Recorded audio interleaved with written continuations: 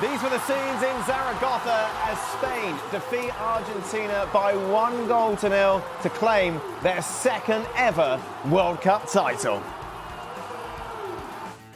Hello and welcome into the latest edition of ESPN FC. I'm Dan Thomas, joined by Craig Burley, Steve McManaman and Frank Leboeuf. In one of the worst World Cup finals we have ever seen, Spain, in the end, deservedly get the victory and defeat Argentina. It was Ferran Torres' well-taken goal that proved to be the difference between the two sides. Look at that right-hand column. 2 shots from Argentina, none in regular time. Both of those came in extra time. Enzo Fernandez sent off. Spain with the victory as they lift the title and get a second star on their shirt. We're supposed to be objective on this show, but I don't think anyone, unless you're an Argentina supporter, will be more pleased than what we saw Spain lifting the World Cup, because, goodness me, that was embarrassing from the defending champions, wasn't it? I'd go as far as to say Argentina were a complete and utter disgrace today, both with their performance and their antics. We expected the antics. We expected the thuggery.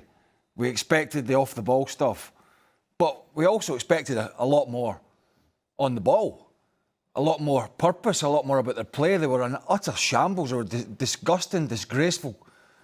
And yeah, I mean, I'm so pleased Spain won. And I could just see a scenario at the end there, but before Spain scored, that it was going to go to penalties, or they were going to get a scruffy goal, Argentina, and win this. And Spain tried. They tried to make it a good game. They tried to get over the line.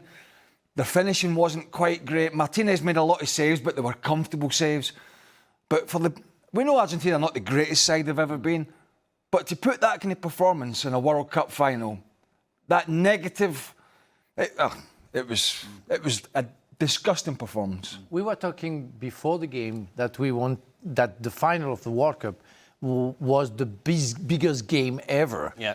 And we have been presented. We saw that game, and in fact, it was a bad image of football. It was everything that's bad with the game, really. Yes, exactly. We showed the worst of the worst. Well, they showed the worst of the worst. Congratulations to Spain, and there is nothing to say about Spain because they tried, but it's impossible to play. And I have to include the referee at some point. You know, Paredes came on half-time. After 15 minutes, he should have been sent off, because he came just to put the mess in the middle of the park. And they didn't try to play. As Craig said, we were ready for that, the dirty part of their football. But we were expecting something else, and we didn't have that. So it was completely negative, and that's unbearable for me. And the football is different. The way I see the football, and I was a defender, is absolutely different to what I saw today. It was a shame. It was a bad image of football. And I thought the 1990 final, Argentina again, against Germany, was the worst of the worst. No, we found worse. This one.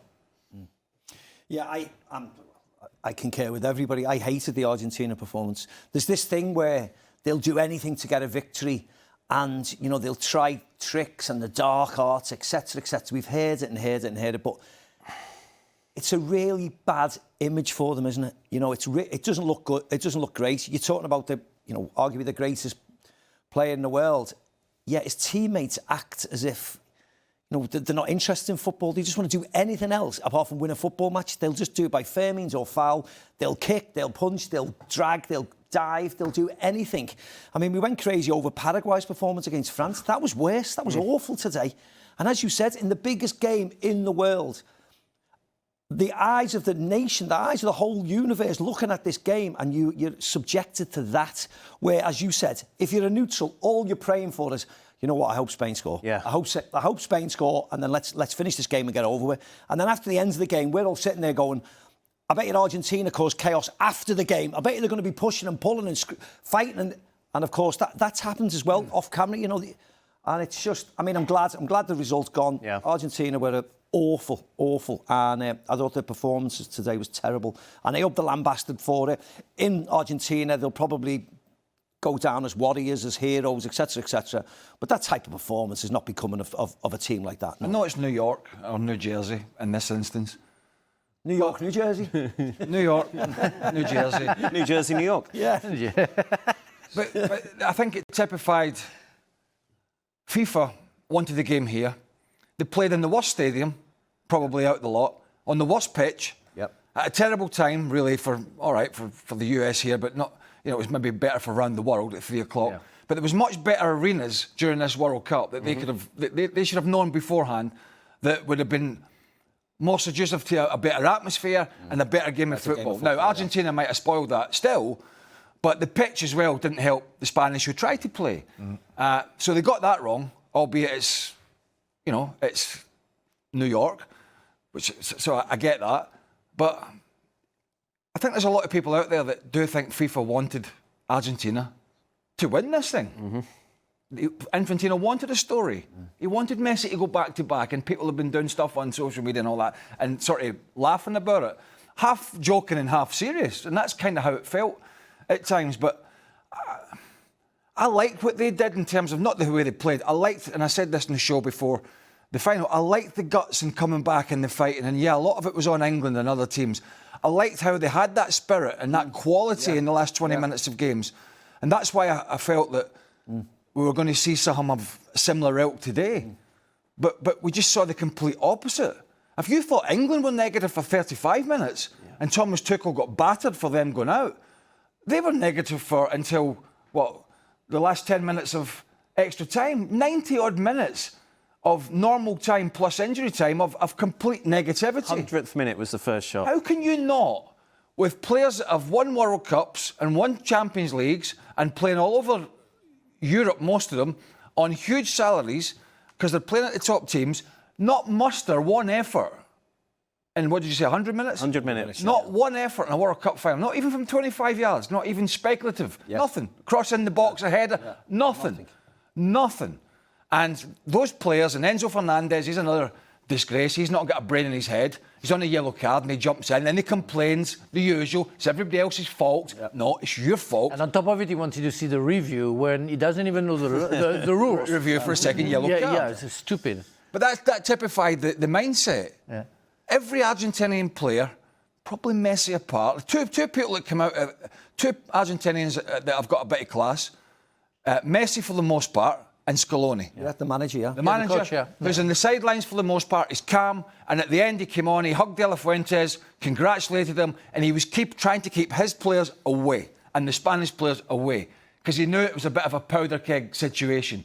They're the only two, really, that have carried themselves with any class. The rest of those Argentinian players today tried every trick under the sun to get Spanish players sent off, and this, that, and the next thing. They did everything but what they should have done, which was play the game. How do you feel if you're an Argentinian player in the dressing room after this? Oh, they'll be fine. Because we've seen them do that all the time. That's part of their culture. You know what? But it doesn't make it right, though. I get this part of the culture to fight and scrap and do everything you can to win a game. But that's not football, is it? Yeah, but they will think that they've been robbed, maybe. They won't take full responsibility. They'll blame somebody. They blame somebody. The thing is, since I saw the France-Paraguay game where Paraguay supposedly didn't have any other tools but playing like that, then people were saying, well, that's CONMEBOL. Yeah, but there is a time where you have to change the way of playing the football. I mean, that's so sad that you have so many talented players in South America that CONMEBOL is supposedly only games like that. So can you be wrong at a certain time? Can we maybe try to change something? Is it possible? But because that's awful. That's simply awful. That's not the way you should play the football. That shouldn't be the way you think the football and you respect the football. And you can be strong, sometimes a little bit tricky because it's part of the game. But only have that system in your mind. That's really appalling. For instance, Brazil don't have the same thought pattern as Argentina, do they? Maybe Uruguay, I'm not entirely sure, or some games in Copa America you see a really bad, lots of fouls and stuff. But Brazil are not acting like that. So they want to win games the correct way. They'll fight and they'll get tackles in. It's a different style of Brazil now because they haven't got the players of yesteryear. But still, nobody really resorts to what Argentina have done or Paraguay have done. We get that there's a gulfing class between France and Paraguay and you have to level it to a certain extent.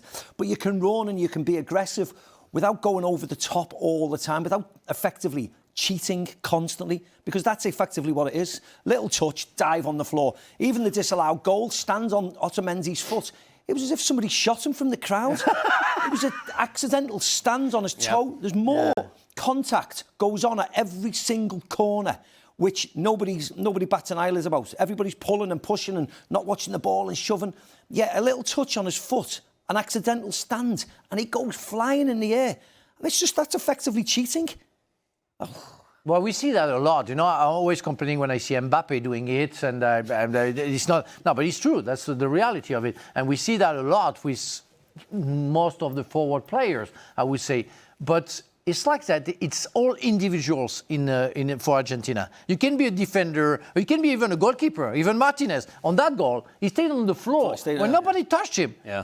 And you say, why? Why do you do that? And that's insane. It's part of their mind. They have to do that. It's in their blood. And I'm sorry, you have to change the way of thinking, because when you have geniuses like Alvarez, Messi, players who can play football and being so talented, they cannot be part of that. Yeah. They cannot witness that. That's the problem, isn't it now? We're talking about Argentina in a really, really bad light. When up until this game, it was about how great they've been and how, Messi's been amazing and the fight, and they stay in games and they last-minute winners, and the camaraderie is amazing.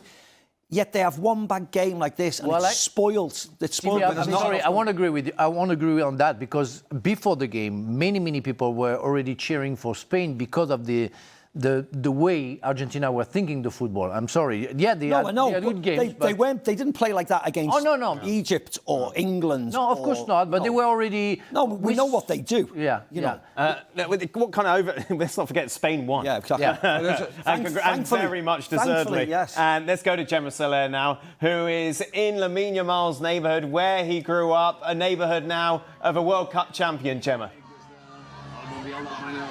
Yes, Dan, and this is amazing. 19-year-old, he's world champion, European champion. He won everything, La Liga, Copa del Rey with Barcelona. And we are 10,000 people here, and this is because they closed this park. It's called Central Park in Mataró. More people wanted to get here, but they closed it. We have a big screen. All these people are waiting. They want to see Lamine Yamal with the trophy, and we suffer a lot. It's been a lot of suffering despite everything you said about Argentina not trying. Yes, the last 5 minutes we suffered, but we celebrated a lot. These guys here, my new friends, all of them are from Rocafonda. It's the neighborhood of Lamine Yamal. They want to say something short in English. How good is Lamine Yamal? ¿Cómo de bueno? The best! Lamine Yamal is the best football player in the world. The best football player in the world. They also want to show you, very proud, the postal code of Mataró. How the celebration, most of them, they were explaining me that they have seen Lamine Yamal in the neighborhood. He's a proud kid. He goes back to his hometown, and all these people here, all these guys, my new friends, are so happy, so excited. They weren't here when Spain were crowned world champion 16 years ago in Johannesburg. So they are so excited, celebrating, and I have the feeling that the night is going to be long here in Mataró, in Rocafonda, where Lamine Yamal was born. Gemma, the emotions, even where we were watching, were quite strong in a sense that, oh no, are Argentina going to take this to penalties and win? I imagine that was similar, wasn't it, with the fans around you? Yeah, it was. It's true that with everything that happened during the 113 minutes, you could say the goal is going to come. The send-off of Argentina was celebrated as a goal almost here, because they kind of imagine that the goal will be happening. But then the time was happening, the commentators were remembering that Argentina have won 5 of the last 6 penalty kicks. Spain have only won 1 of 5, and I could feel the tension, the nerves of the people. They have been here 2 hours before kickoff. It was really hot, suffering. Some of the kids sitting in the ground, they couldn't stand this anymore. But eventually that Ferran Torres, also player from Barcelona, a substitute, a player that suffered so much, the Shark. So the celebration was big. I have a lot of beer in my hair, I have to say. Not these kids, they were great, but some in the back. fireworks. You know how it works, but it was really fun to live it here, very authentic to live it. You know, Lamine Yamal comes from a very humble neighborhood with a lot of immigration, with a lot of travel. He always said that he doesn't fear playing football, playing a World Cup final, because he feared a lot during his early years. And I think he's such an inspiration for these kids. All of them play football, and celebrating this, experiencing this is really amazing.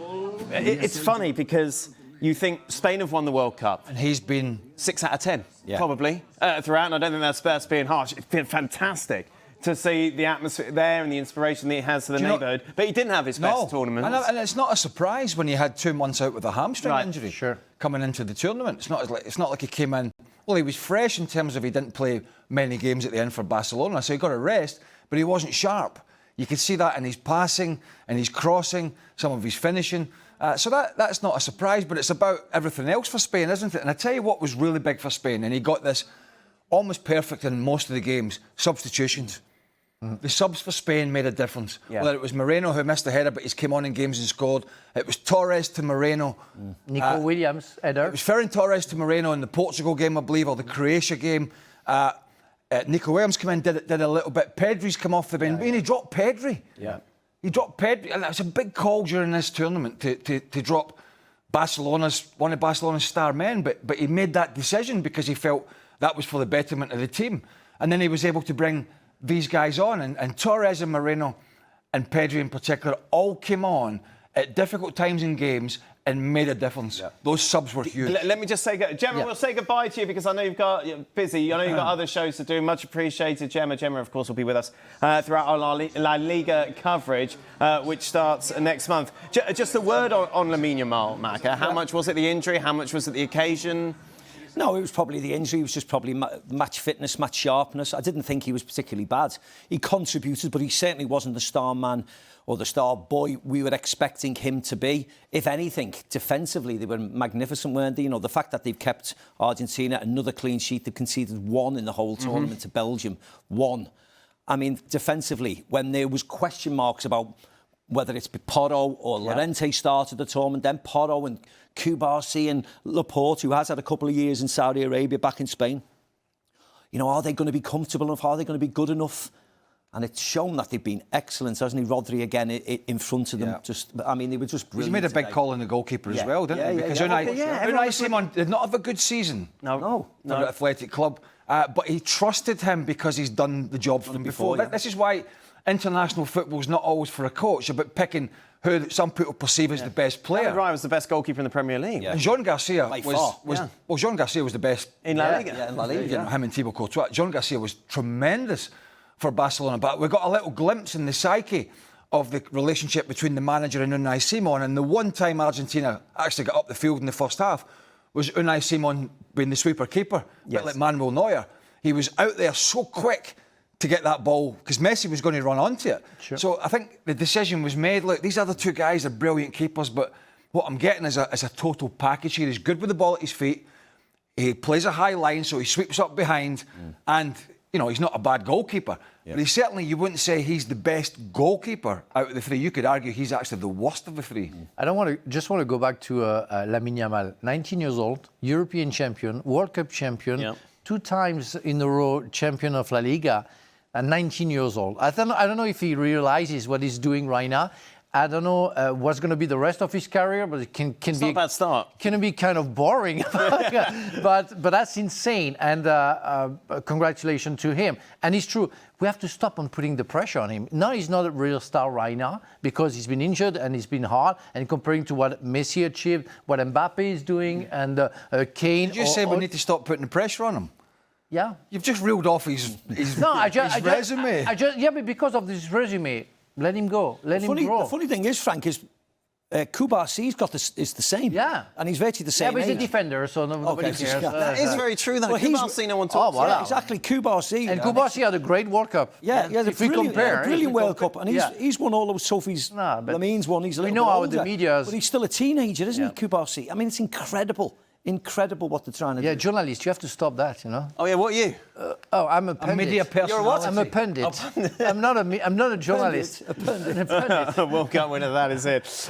Just a reminder, ESPN FC will continue. We're going to have a break We're going to have a few days off, but there will be a couple more shows before we go on holiday, including, of course, tomorrow, live on ESPN 2, 4 p.m. Eastern. So much reaction to what we've seen, not only today, but across the whole World Cup. These are the scenes in Barcelona. And boy, was that a big relief for the Spanish fans who thought, as this game go on, maybe it was written in the stars, it would be Argentina adding to their World Cup titles. But a 1-0 win sees them do it, and it's our legendary performance presented by Mobile. We've got it to Ferran Torres, who comes on and scores the winning goal. And Casilli had a couple of chances before, didn't he, Macca? He had the header, but then he took this one so well. Yeah, he's a great foil, isn't he, for Oyarzabal? Oyarzabal has been starting the games, chips in with goals, and then De La Fuente always brings him on, and he always gets in the right area at the right times, and he always gets chances. Yeah. It's like Marino, as Craig said before, he had a great chance. You know, people he brings on always in the right positions. And it was Ferran Torres' day today, you know, like it was in 2010 with Andres Iniesta getting the winner. It's Ferran Torres who'll go down in history, and he deserves it. You know, when he came on as sub, sometimes you're upset because you're not starting the game. But when you come on, as Craig rightly said, the one thing you have to do is make an impact, an impact of sorts, and he's done that every single time. And I'm thrilled to bits for him. And he was a bit of a scapegoat after the first game against Cape Verde. Yeah, yeah. They were looking at the chances that he had, and they would criticise him, obviously. Yeah. Then Oyarzabal, it comes on, and you look at it, and it's kind of come full circle. Well, he had a bit of a lull towards the end of the season at Barcelona because he kept Robert Lewandowski out of the team.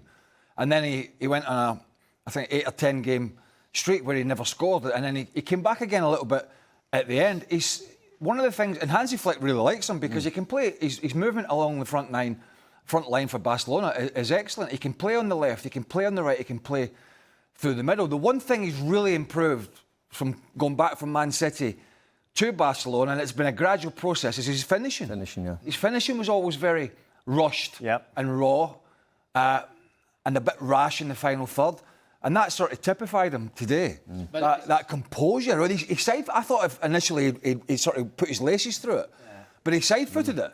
Could easily have put that 10 feet over the bar. That's what I really appreciate. Well, first the assist from Nico Williams and the cleverness that he made, heading the ball to Ferran Torres. But as you said, it's kind of semi-volley, and you put in the side foot in, and he's really strong, precise, accurate. That's really hard to do. And when you play a World Cup final, it's even harder, I guess. And it was that his composure was absolutely spot on. That was a good goal, very nice goal. I think you've got to give Hansi Flick a lot of credit. He's improved a lot of those players. Definitely. At Barcelona. Yeah.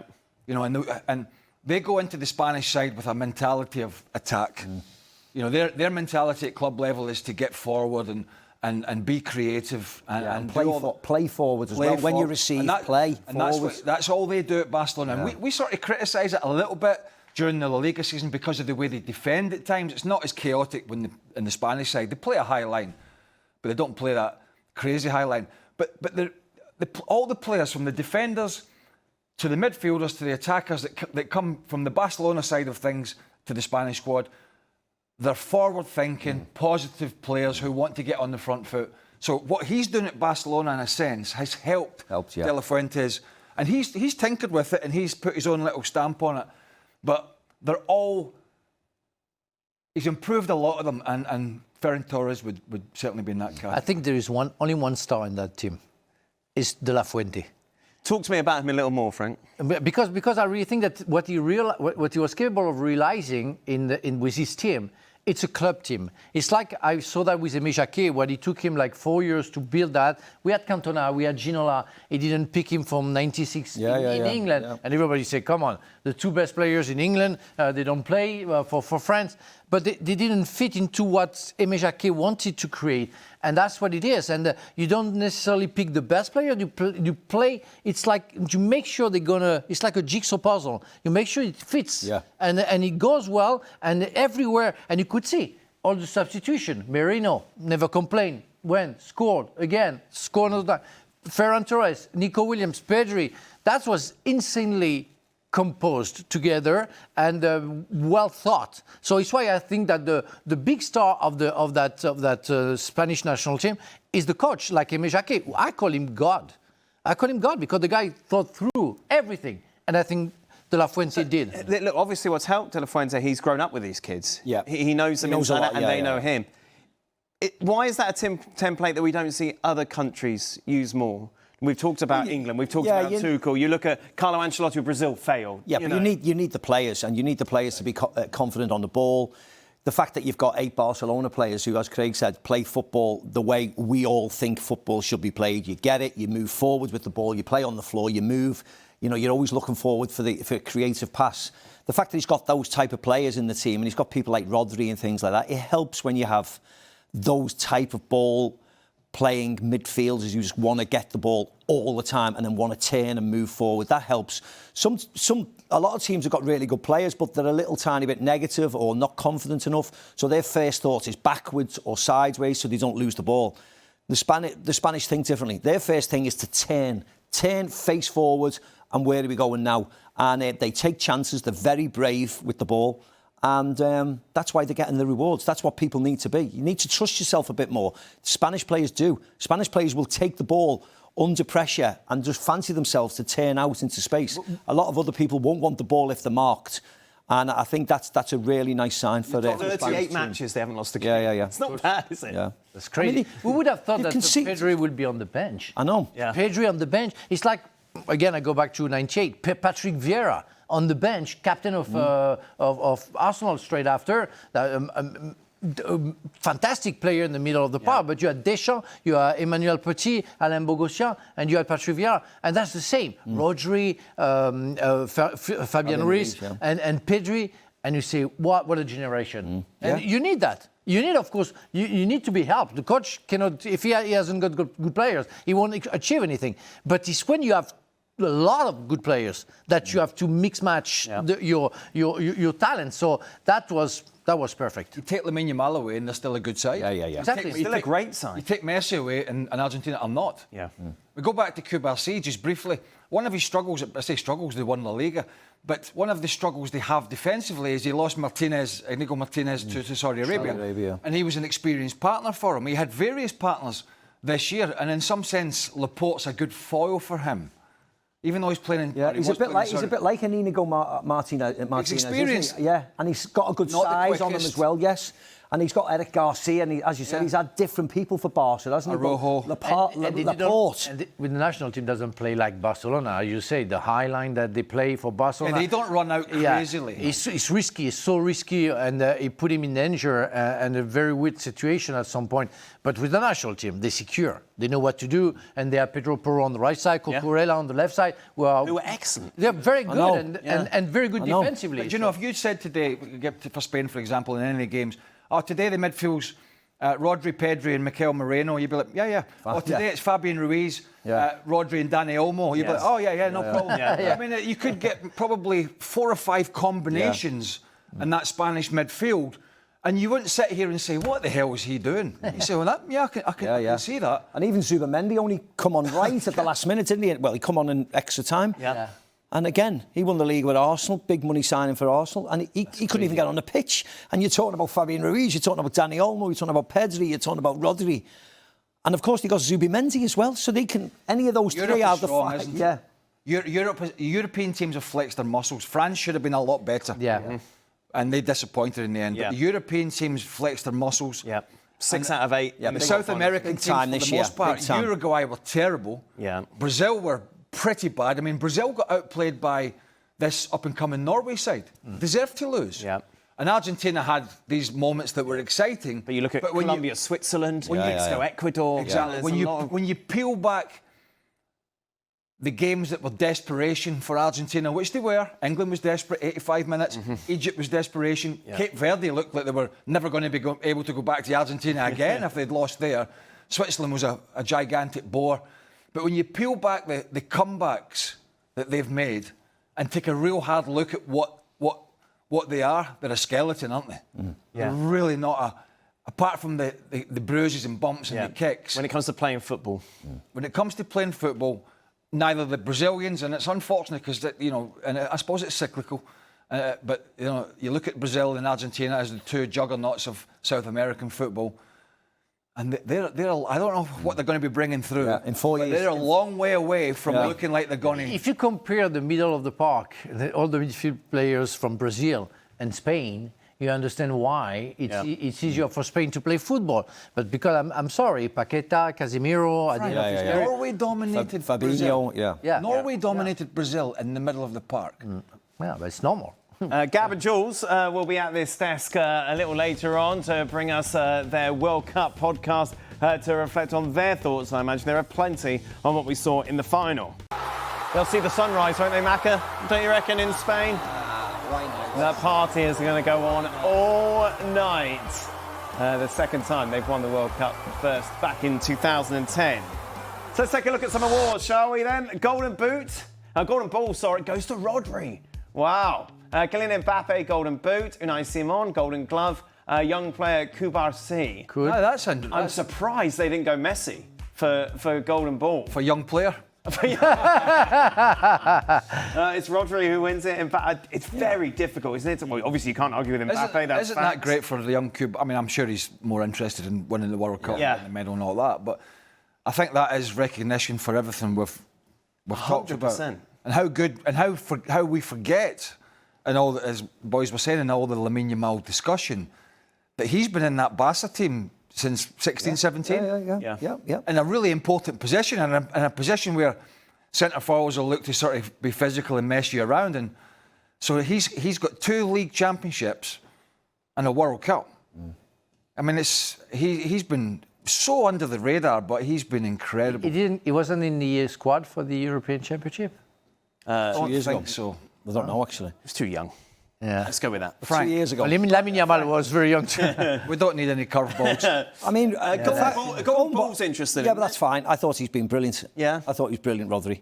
I think forgive me if I'm wrong. I think it should have gone to Messi. I think Why? did he? I think he was the best player at the tournament. Did he not I think win? he had moments. Did he not win the but- Golden Ball in 2 years ago? Well, not Golden Ball, but Have you had didn't he get Infantino play on the the phone to you? didn't he No, get- I haven't, but I think... I don't know. I think if you look at this tournament overall, But Messi's been the man. best player. No. Oh, he's had the best moments. Yeah, but isn't being the best player having the best Well, moments? Rodri's was consistency. Yeah. No, but he doesn't. Just because you don't have moments he like doesn't Rodri, he's understand the a different, differences correct, he's a different type best of player. player and most valuable Frank, player. Yeah. He doesn't That's his understand problem. the nuances. Yeah, exactly. That's the problem. What are you winking at me for? People, they pay tickets because they want to see Messi. But people who love football, Yeah, they want to love- pay love tickets him. to see Rodri. Yeah. That's the thing. That's the thing that people have to understand. Yes, it's nicer, it's more entertaining to see Messi. But if you want to see a proper player. fantastic, useful, very important player, you have to go So for you're Rodri. the reason. One of the reasons that the Ballon d'Ors go to the type of player that they do. Yeah. Right. For the most part. My argument would be I think Spain would still be in the final without Rodri.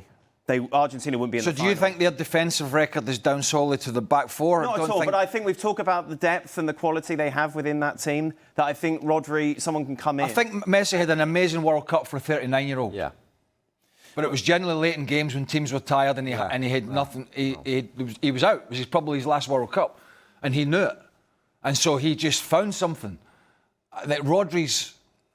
The quality of his play all through the tournament was of the highest. He's a key. He's of a the key. highest. He was a key of the team. I feel we could be sitting here all night. You're not going to convince me. no, I think it's. No, I think it's he interesting. was. I'm sure he got player of the tournament in the 2024 Euros. he did, Yeah, yes. 2 years he ago did. as well. So there's something about him. He's had a Which is terrible. mad, I tell you, because he's a it's we you have saw to him get to come your back final. we saw him come back from the injury. Yeah. And we thought He wasn't that. He's no. not the He's same not the player, same you player, know. but he was here. It's weird. It's And tell when you- push comes to shove against France, I thought he was magnificent. And he didn't put a foot wrong today. Yes, you can't think about things that he did, like, oh, that pass to him, or that shot here, or this or that.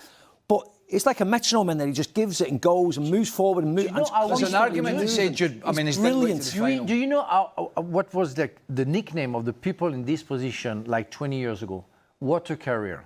The water carrier, yeah. That was the guy. That was Didier Deschamps was called a water carrier. So people would get the ball back and give it to the stars.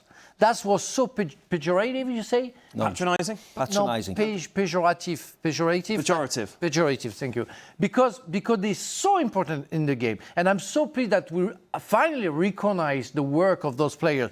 We played with fantastic players, and we saw that. We saw at the time Guardiola was a kind of a player like that, even if he got not... Well, you had Makelele, surely. Well, he was the best. He was the most important player in our team. We had Zidane, we had Figo. When you got rid of him. N'Golo Kante. Yes. Most important that was player. insane. You see Neves and you see Vitinha this season with Paris Saint-Germain. Those players finally have recognition to the world. Of course, they're not entertaining like Messi or somebody else, but it's so crucial in the game. I think if they got to the final, not rubbing it in, but I think if they got to the final, you could have chucked Jude Bellingham in that mix. Yeah, but they didn't, so there's no point. No, but it doesn't mean he didn't have an absolutely amazing tournament. It's not his fault that England. No, but you can't put an argument up. He should get the golden ball. No, I'm just saying. You could argue. You brought it up. No, you could argue he was. You're arguing about Messi. You could argue Bellingham, even though he didn't get to the final. Yeah, but Messi did get to the final. Yeah, but you're very insular in the way you. I don't know why we've You're very insular in the way you're analysing it. I'm just. What about Mbappe?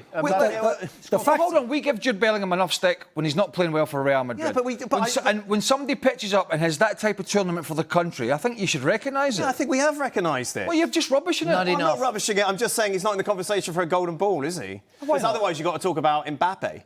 Yeah. Oh, He's got 10 goals. yeah, I'm all right with that. What you would say is that I think me, Craig, and Frank, who've all played football, we all agree with that decision. Yeah. You know, he should get it, Rodri over Messi. Apart from one guy. Well, He doesn't count. No, He doesn't you didn't count. see me first. Michael's under 11s. He didn't mention him when he was talking about. You've put me off. Where are we going now? We've done golden. Bellingham. Jude Bellingham. Messi finished second, Jude Mbappe. Bellingham finished third. What's wrong with No, that? but Kylian Mbappe was crucial. No, I meant he's won the golden boot. Yeah, but that's very individual. I don't like that. I don't care. I mean, he played the last game because he wanted to be golden boot. Good for him. But that's personal. That's individual. It doesn't give anything to the football for me. Again, we joke about the collective sport. Do you think that's why Deschamps played him in the last game? Of course. Definitely. And Definitely. And wouldn't have given Mateta or somebody else a run out. Yeah, of course. And people are pretty upset in France. We say, why didn't put the beat him? Even for Mbappe, we don't care about the golden boot. He played for Real Madrid in the the Copa del Rey against a third-tier team this year.